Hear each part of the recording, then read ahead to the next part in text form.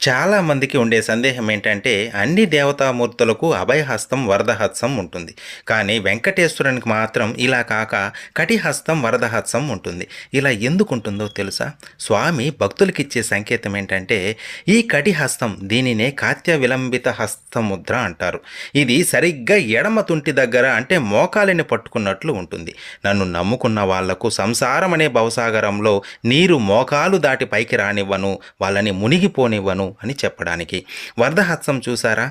ఇది సరిగ్గా పాదాలను చూపుతుంది. నా పాదాలను నమ్ముకున్న వాళ్ళకి వాళ్ళ భారాన్ని నేనే మోస్తాను అని చెప్పడానికి. చూడండి ఈ హస్తాల వెనక ఎంత అర్థం ఉందో. ఇంకో రహస్యం ఏంటంటే మనం చూసే శ్రీనివాసుడి రూపాలలో శంఖం చక్రం స్వామివారి భుజాలపై ఉన్నట్లు ఉంటాయి.